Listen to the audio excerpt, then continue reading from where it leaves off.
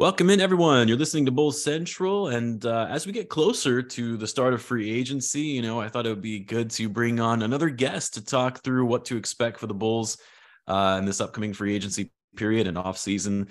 And it's a first-time guest, actually, to the channel. You know him for his great work covering the Bulls previously for The Athletic, and now the lead NBA writer for The Sporting News. It's my pleasure to welcome to the show Steph Noh. Steph, it's great to have you on, man, and appreciate you making the time.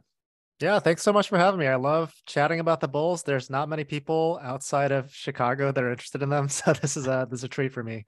What do you mean? There's got to be people that are interested in the Bulls. They got a huge fan base, right? Maybe internationally, definitely not in Atlanta where I'm in right now. Yeah, well, I mean, the other thing is, with everything going on with the Bulls and kind of having a disappointing season, people are frustrated. I could see where there's probably not as much of a following, even if if they were good, that might be a little bit different outside of Chicago. But no, glad to have you on. Of course, be sure to give Steph a follow on Twitter at Steph, not Steph _ just Steph Noh. Check out all of his great work covering the NBA at large at the Sporting News. I'll leave a link to all that in the description for those interested. So Steph, I do want to focus today's episode mostly on upcoming free agency in the NBA. We'll talk about that, starting Friday evening, discuss options for the Bulls while considering their cap and the luxury tax limitations, and also just what to expect for this team going forward in the offseason, even potential trade possibilities. But I did actually want to start briefly on the draft from last week. So Obviously going into the night, the Bulls didn't own a draft pick in either round. But traded into the draft with the Wizards to land Julian Phillips at 35. 19-year-old freshman out of Tennessee, very athletic. Thoughts on the Bulls trading their way into the draft and selecting Julian Phillips? So I had never heard of Julian Phillips before the Bulls took him. Not really a huge draft guy, but I did watch some videos. One guy whose draft coverage I really respect is Adam Spinella. He has a great video on YouTube if you guys are interested. So what I learned about him just through reading and watching a couple videos is, he's like a pretty good athlete. I think that he was more highly regarded in high school, but to be honest, I don't really love using high school priors to judge prospects because they're just always really far off. Like if you look at RSCI does like the top 100 high school rankings, there's really weak correlation between that and who makes us an NBA player. So yeah, Phillips was good as a high school kid. He changed his shot form a lot at Tennessee for some reason. And his shot just became way wonkier where his misses were really bad misses. So it's like one of these guys, there's so many of them where they could be a good wing if they can, their swing skill is shooting. The Bulls have tried this a lot. I mean, like Chandler Hutchison is a guy who I think of immediately where he could never figure out a shot, but some guys do. And the Bulls hired a shooting coach. So, that's promising. And we'll just have to see. As far as like the trade itself too, they gave up 2 future seconds, which I think they're like completely out of second round picks now.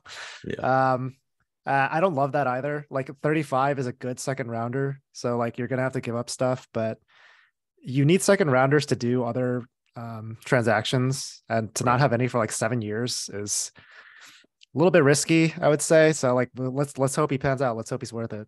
Well, that's a good point, actually, because I feel a lot of teams are, throwing out second round picks like hotcakes when it comes to trades, right? All these recent transactions, Bradley Beal, most recently, I think it was like 6 second round picks. So you kind of have to have those picks, not even just for building for the future, because you don't necessarily build for the future in second round picks. Sure, you can find gems here and there, but purely for executing trade packages, throwing in some picks in the deal to make it worth it. But I think a lot of Bulls fans that were disappointed in the fact that the Bulls drafted yet again another non-shooter, very athletic, versatile defender, a lot of upside, but the Bulls need shooters. Now, AK did say in his press conference after the draft that they're going to prioritize shooting in free agency.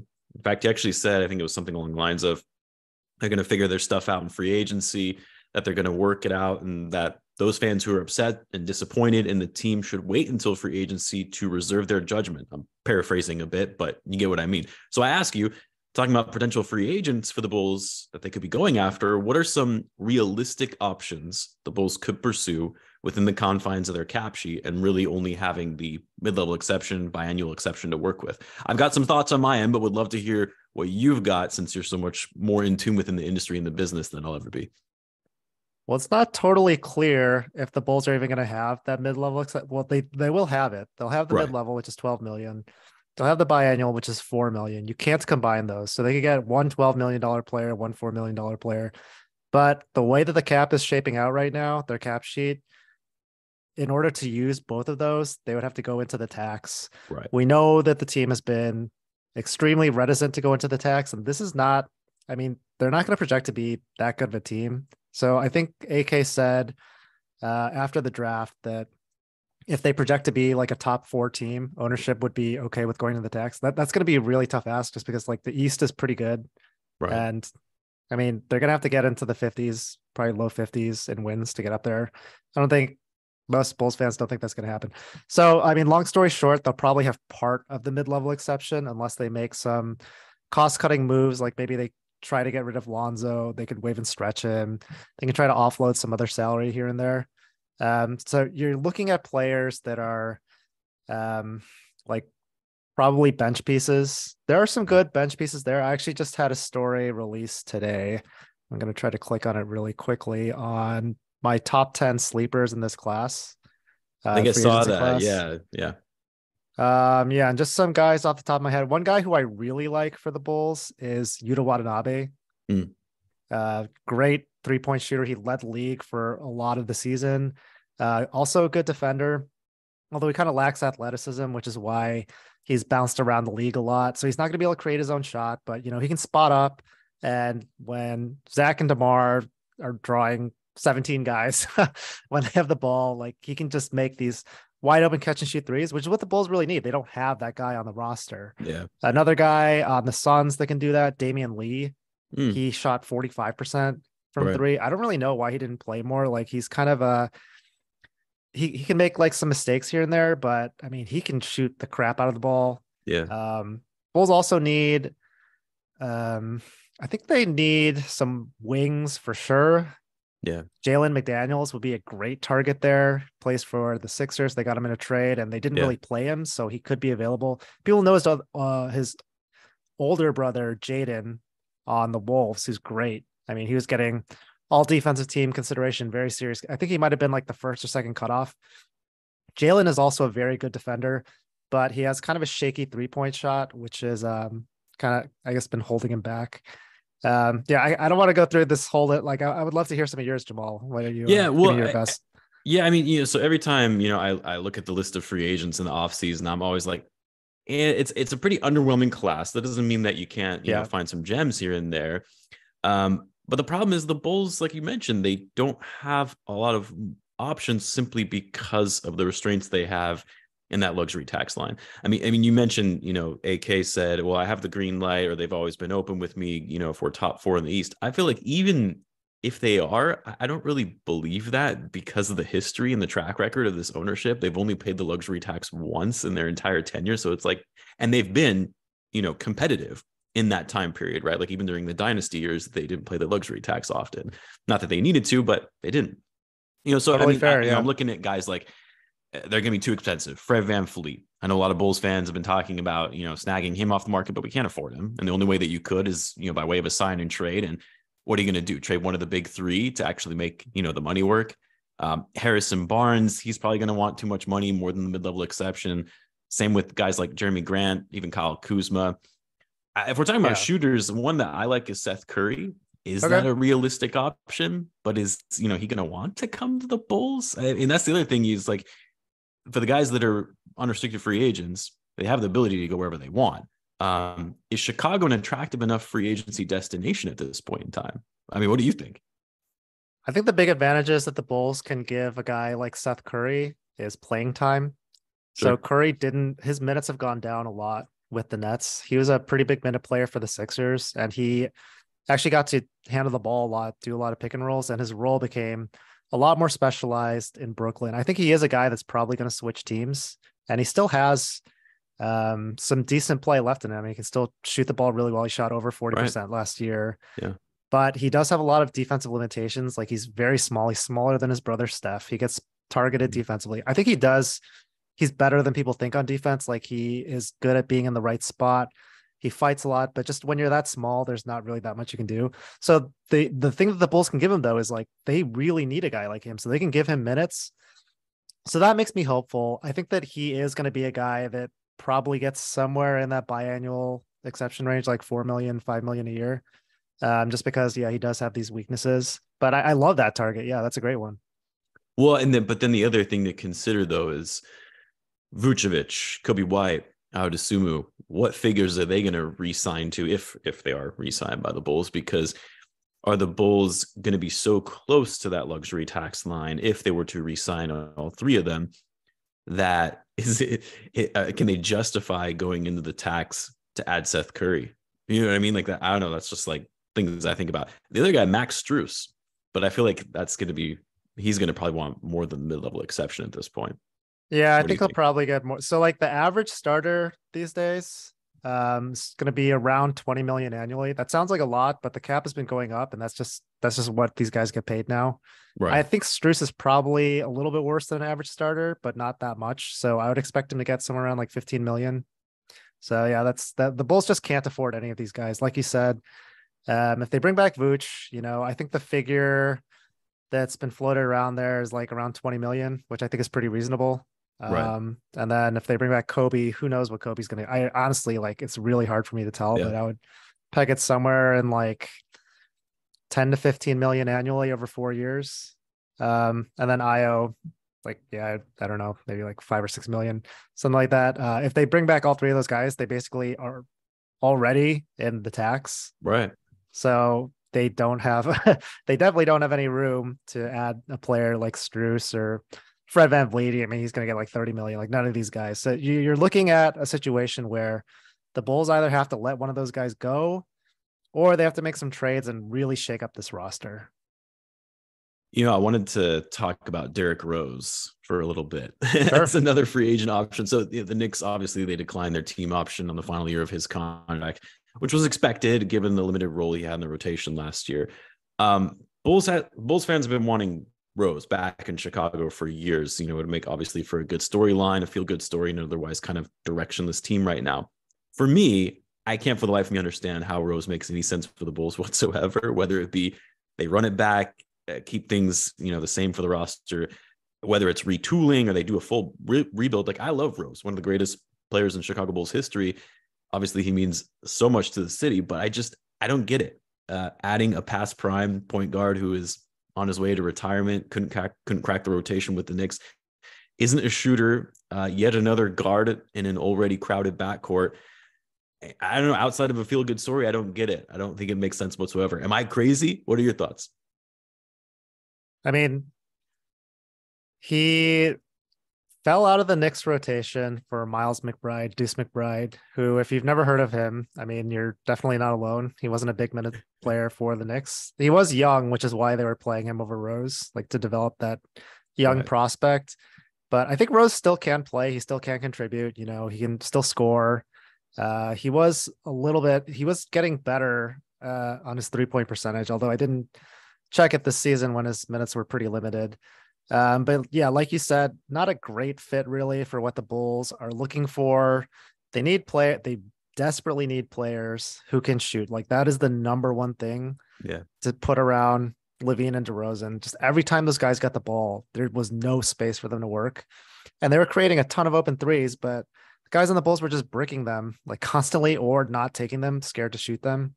Right. That has to be the number one thing you have to fix. So Rose doesn't address that, but I think he's probably going to sign on a minimum somewhere. So if he is, like, if you're signing him at a minimum, I mean, there's like no big opportunity cost there. So in that respect, I would be fine with it. If the fans like it, sure. I know that like his exit was kind of weird with management and ownership. I don't know what that relationship is like now. But yeah, I mean, it'd certainly be a better use of that spot than like Marko Simonovic or someone like that. Yeah, and I mean the other piece that I'll say as far as signing Rose is, in a way, I feel like it'll almost be an excuse for ownership to kind of stay mid but sell tickets. You know what I mean? Because people are going to go crazy if Rose returns. They're going to sell out the United Center pretty much. I mean, they sell out the United Center well anyway, but It's a good opportunity for them to get the fan base energized and back and going into games again, but it's not like it's going to move the needle very much. And I kind of am at this point where, with ownership, it's a thing where they're continuing to be just okay with being average. And as a fan of the team, someone who's very passionate about it, been a fan of the team for a while, it's like, I want an ownership that's going to want this team to win. I don't know, that's just sort of my perspective on it. Obviously, like if they end up picking up Rose, I'm gonna fly out to Chicago. I don't know if I mentioned I actually currently am based in the Bay Area. I'll fly out to Chicago. I'm gonna go a game because I want to see him. But it's like I'm doing exactly what ownership wants if they try to bring him in. But that's just my perspective on it. Yeah, I mean, I'm not sweating it either way. Like I said, it's gonna be a move on the margins. Yeah. They have a lot of bigger problems. But if it's fun for the fans and fun for ownership, then, that's cool. So let's talk about the Bulls' current players. We kind of touched on it briefly. They're set to become free agents. So Vucevic, obviously, Coby and Ayo, restricted free agents. Also, Javonte Green, someone we didn't talk about. Depending on the figure, which these players could potentially re-sign to, and how that's going to impact their overall space and whether or not they'll be able to bring in other players, how closely they get to that luxury tax line. Thoughts on which of these guys will be returning or not, and how much you kind of anticipate they're going to command as free agents? I know you kind of talked about Vooch, likely in that $20 million range. I'm talking about Coby White. We're not really sure. I have the same sort of thing. But do you think actually the Bulls will be bringing back all of these guys, or if they're ultimately going to have to choose between some of them, given the constraints they have on their payroll? So I think they probably bring back Vooch, and I wrote about this at the Sporting News. They are in what's called the bird rights trap, where they have, they could give Vooch 20 million a year, but if they let him walk, they can't use that 20 million on somebody else on the roster. Right. So they don't have any way of replacing Vucevic. And if you look at the centers in free agency, they're really bad. And the Bulls would be limited.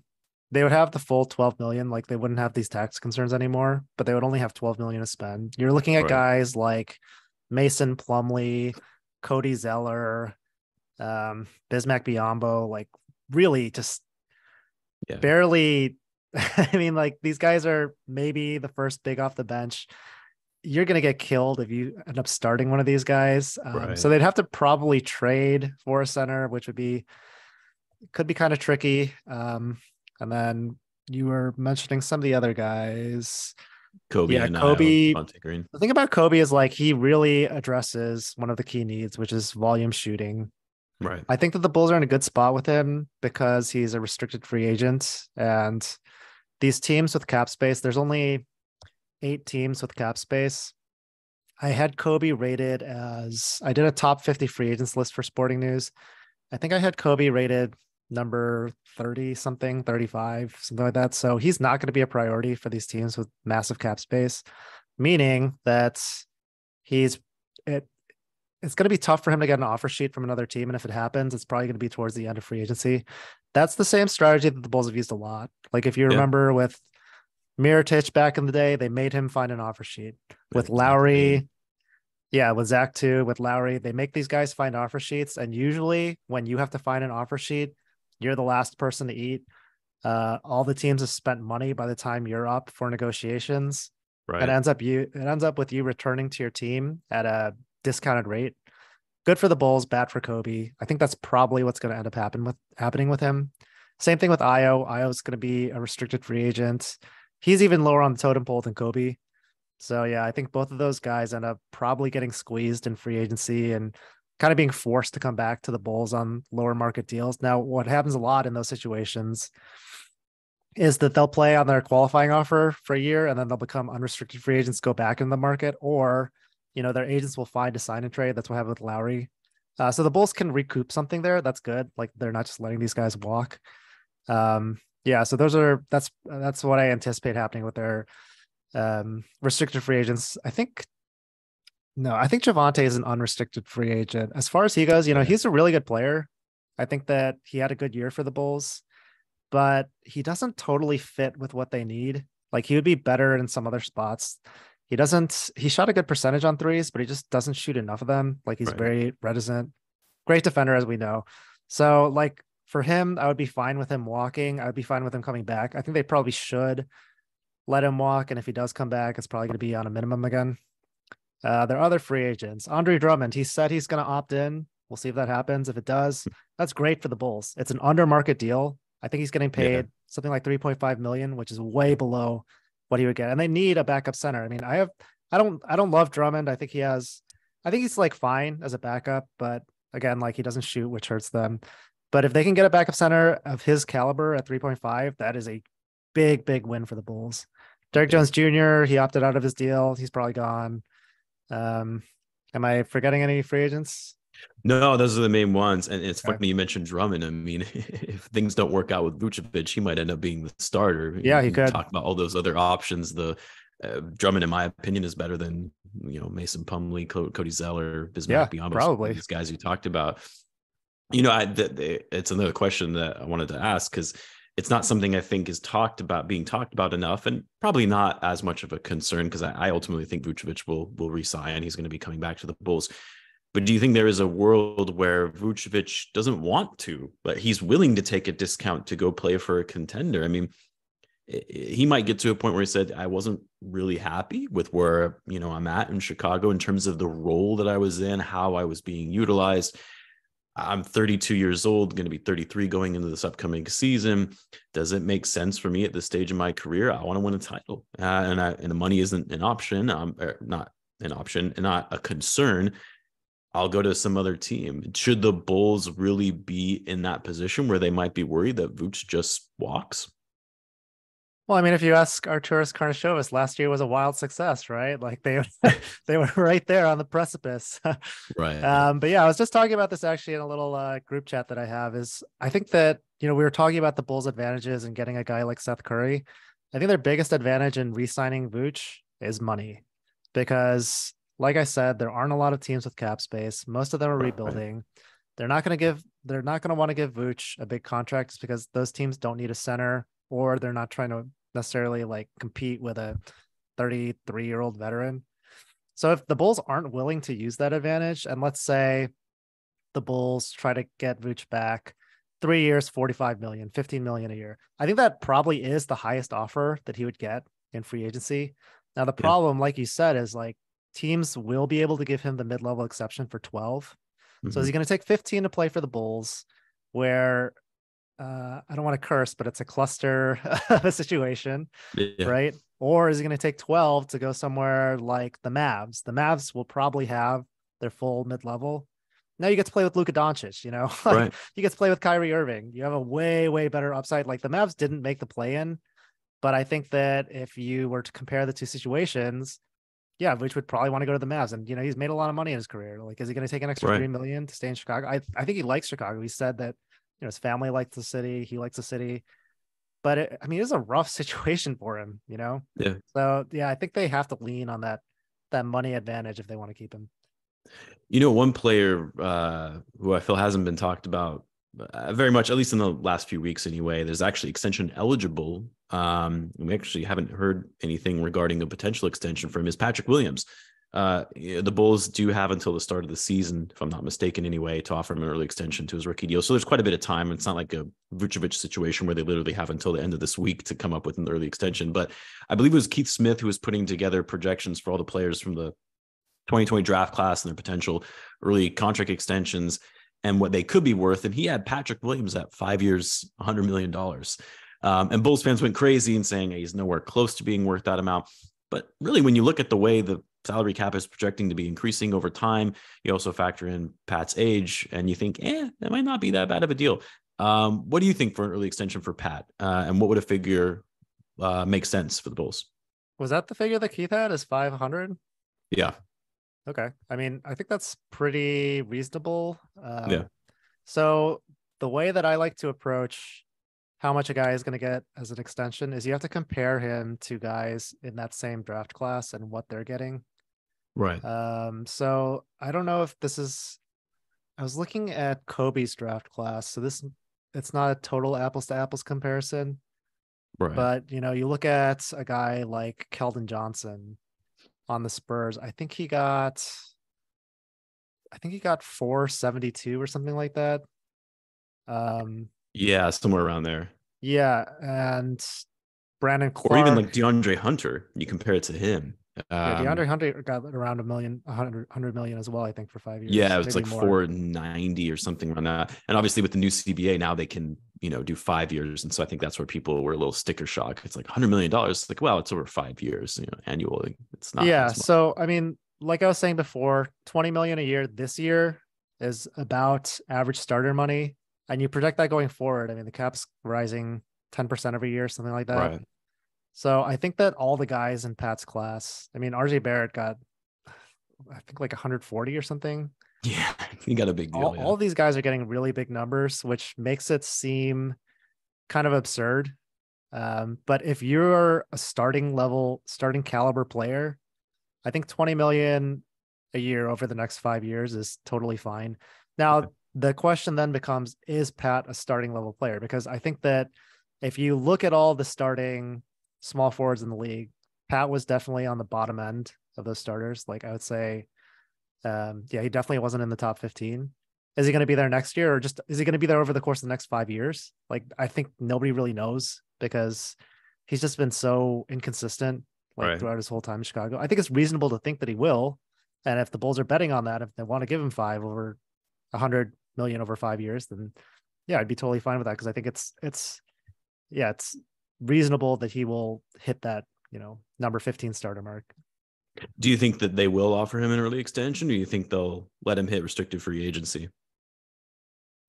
Well, I mean, they haven't really gotten to terms on extensions with any of the other guys they've drafted. Right. So if that's any indicator, and even before this regime, the Garpax regime was very famous for this, was offering guys a really bad deal in order to take the security and hopefully encourage them to take some sort of hometown discount. They did this with Taj Gibson. They did it with Jimmy Butler, all these guys.